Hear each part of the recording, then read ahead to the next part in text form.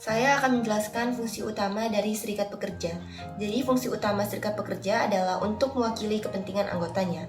Ketidakseimbangan kekuasaan yang mendasar dalam hubungan kerja antara pengusaha dan pekerja perorangan. Hal ini memiliki implikasi politik karena kepentingan pekerja mungkin dianggap kurang sah atau penting dibandingkan kepentingan bisnis, pemilik properti, pemegang saham, atau pasar. Hak pekerja untuk membentuk dan bergabung dengan organisasi kolektif seperti serikat pekerja merupakan respon umum terhadap ketidakseimbangan kekuasaan ini. Hak fundamental ini telah lama diterima di sebagian besar negara industri yang demokratis, dan hak untuk bergabung dengan serikat pekerja diabadikan baik dalam kode hukum banyak negara, bangsa, maupun dalam instrumen seperti Deklarasi Universal Hak Asasi Manusia Perserikatan Bangsa-Bangsa. Kepentingan pekerja. Gagasan tentang menjadi organisasi yang mewakili kepentingan pekerja merupakan inti dari apa itu serikat pekerja. Kepentingan pekerja dibangun secara sosial. Apa yang dipikirkan dan dirasakan pekerja tentang hubungan kerja mereka mencerminkan norma dan harapan mereka yang diperoleh melalui pendidikan, keluarga, teman, komunitas, media, manajer, dan rekan kerja. Serikat pekerja sebagai organisasi kolektif harus memutuskan kepentingan mana yang paling penting untuk diwakili dan bagaimana mereka akan diwakili. Pemimpin dan pejabat juga memberikan pengaruh pada kepentingan yang diwakili oleh serikat pekerja. Sebagai profesional yang terinformasi dan berpengalaman, yang sering kali berusaha untuk memperluas keanggotaan dan membawa masuk kelompok yang kurang terwakili, pemimpin serikat pekerja dapat memiliki peran penting dalam membentuk konsepsi anggota tentang kepentingan mereka melalui argumen debat. Kekuatan persatuan.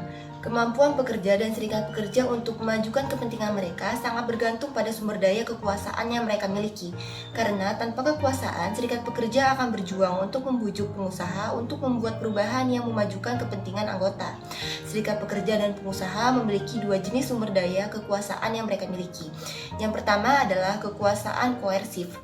Kekuasaan koersif adalah kekuasaan yang memaksa seseorang melakukan sesuatu karena mereka takut akan konsekuensi jika tidak melakukannya. Yang kedua adalah kekuasaan legitimasi. Kekuasaan legitimasi adalah kekuasaan yang dimiliki serikat pekerja karena pengusaha menerima legitimasi representasi serikat pekerja dan peran tawar-menawar.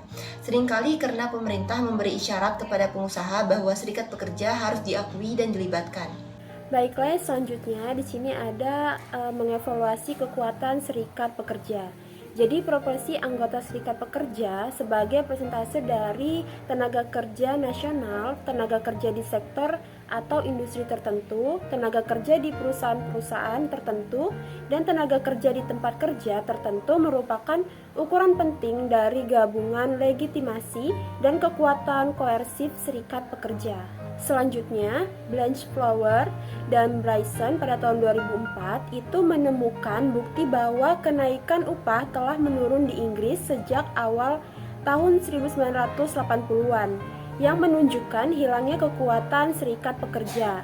Metode lebih lanjut untuk memperkirakan kekuatan dan pengaruh serikat pekerja pada dasar tenaga kerja adalah dengan melihat dampak serikat pekerja pada penyebaran atau ketidaksetaraan upah, karena serikat pekerja itu cenderung mengejar strategi perundingan upah yang mengurangi perbedaan upah, sementara pengusaha mungkin berkepentingan untuk mempertahankan atau meningkatkannya. Yang selanjutnya di sini ada mengenai kemunduran serikat pekerja. Jadi kepadatan keanggotaan itu telah menurun di hampir semua tingkat analisis, dan cakupan perundingan kolektif telah menurun. Sebagian besar serikat pekerja mengalami penurunan jumlah anggota, tetapi tingkat dan luas penurunannya tersebut itu sangat bervariasi. Serikat pekerja yang paling berhasil dalam beberapa tahun terakhir, yang seringkali melawan tren penurunan jumlah anggota, adalah serikat pekerja. Selanjutnya, penurunan serikat pekerja ini telah menjadi ciri semua ekonomi industri maju selama periode ini.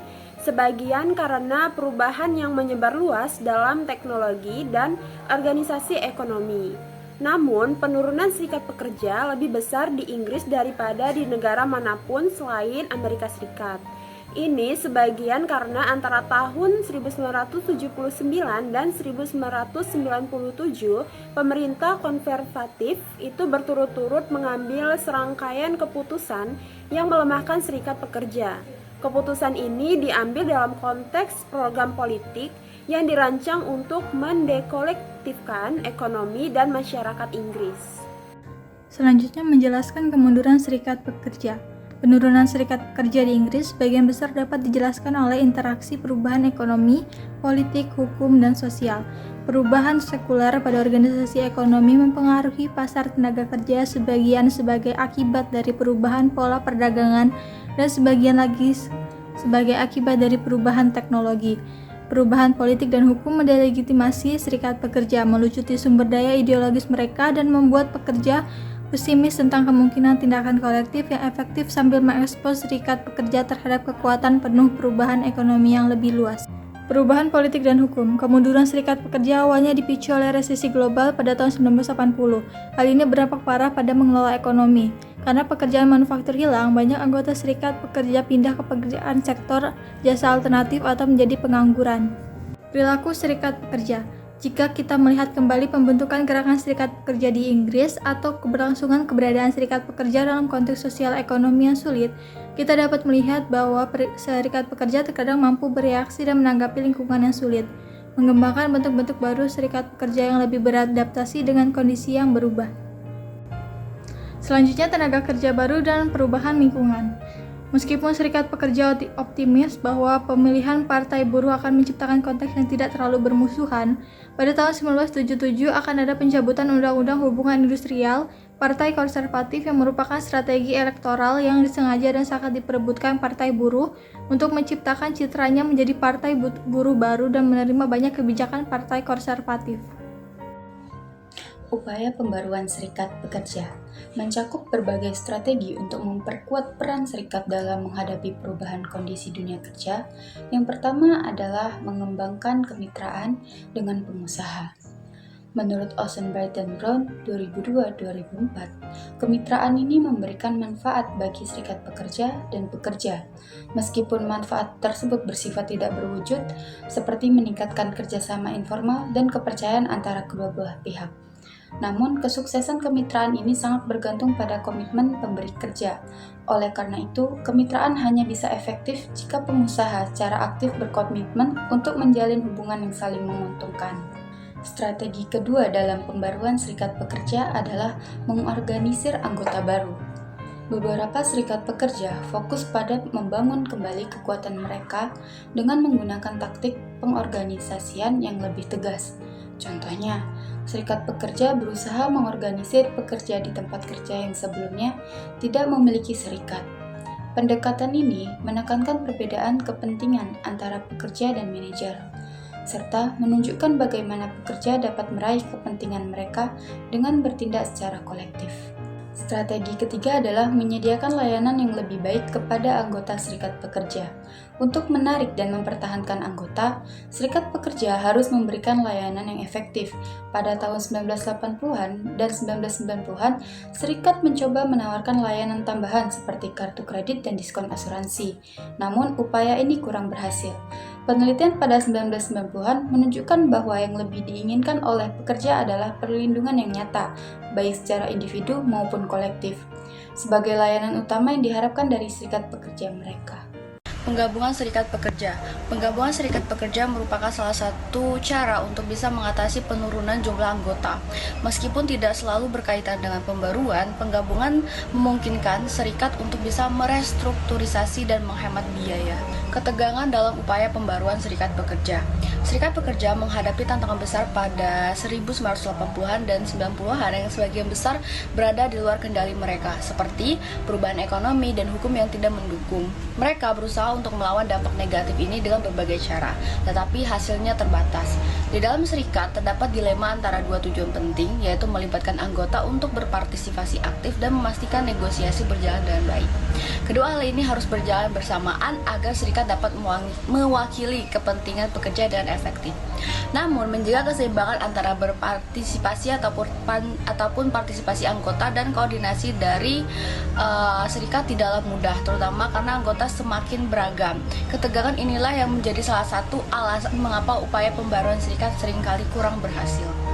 Kesimpulan, meskipun serikat pekerja pernah berhasil meningkatkan kondisi dan standar hidup pekerja, beberapa faktor telah mempersulit serikat pekerja untuk mendapatkan kembali legitimasi dan kekuatan. Faktor-faktor tersebut antara lain lingkungan yang tidak ramah, meskipun pengangguran menurun, pengangguran tersembunyi masih tinggi, inflasi rendah, dan pertumbuhan upah real yang kuat, sehingga pekerja memiliki sedikit insentif untuk berserikat. Lalu ada perubahan teknologi dan globalisasi. Kemajuan dari teknologi telah menghilangkan pekerjaan rutin dan meningkatkan persaingan pasar produk, sehingga mengurangi kekuatan serikat pekerja. Undang-undang anti serikat buruh. Aspek-aspek utama dari undang-undang anti serikat buruh, Partai Konservatif tetap berlaku membatasi hak-hak dari serikat pekerja.